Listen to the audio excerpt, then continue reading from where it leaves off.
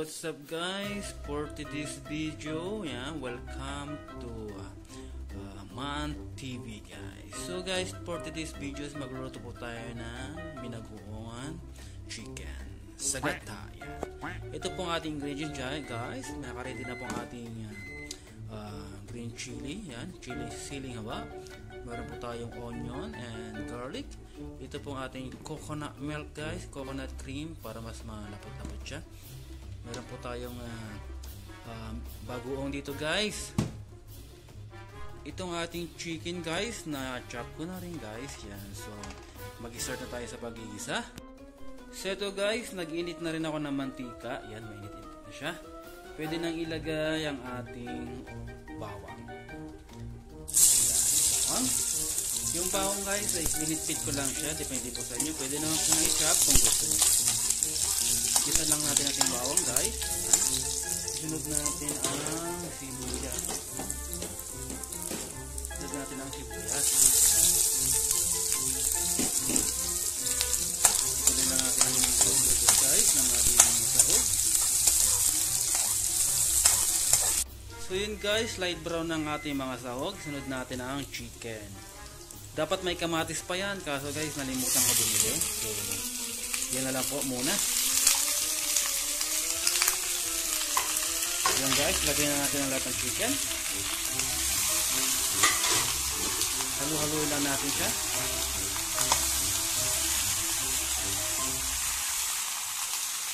So yun guys, nahalo-halo ko ng ating chicken. Lagyan natin ng kaunting asin para may lasa po ng ating chicken. Saka lagyan na rin natin guys ng black pepper. Lagyan din natin guys ng black pepper. Depende po sa inyo guys kung gaano karaming black pepper. Halo-halo lang natin para mag-balance po ang lasa. After that guys, takpan muna natin ang ating chicken para mabilis siyang lumambot guys. Takpan muna natin. So check natin guys kung ating chicken ay malambot-lambot na. Yun. Tingnan nyo guys, yung chicken ay lutong-luto na siya guys. So pwede na natin ilagay ang ating coconut cream. Pwede na natin ilagay ang ating coconut cream guys. Ito po, coconut cream. Ilagay natin.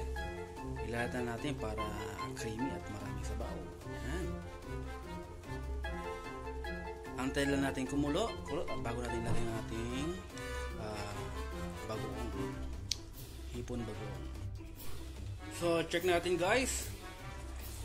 So yun guys, kulong-kulo ng ating gata, ang ating chicken. Pwede na natin lagyan ng bagoong. Ang bagoong guys, depende po sa inyo gano'ng karami. At lagyan natin guys. Isa pa, isang kutsareta pa para malasang-lasa. Guys, halu-haluin lang natin. Bali, kaunti muna yung ilagay ko guys. Mamaya pwede natin naman dagdagan pagkakulang pa yung lasa. Ayan.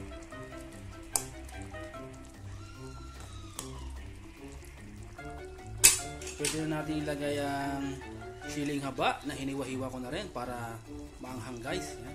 Lagyan natin ang ating siling haba. Ayan. So tuloy lang natin po ang pagluto. Ayan. Tuloy-tuloy lang natin.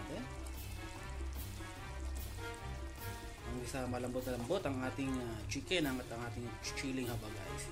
Bali sa panlasa ko guys at medyo matabang pa, lagyan pa natin ng kaunting asin. Yan.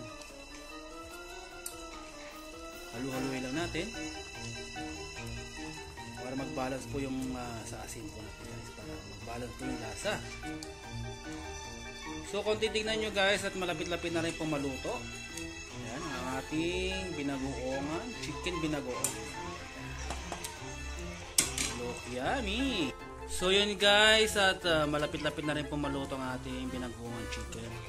Bali nilagyan ko na rin po siya ng kaunting bechin, pampalasa, saka kaunting asin.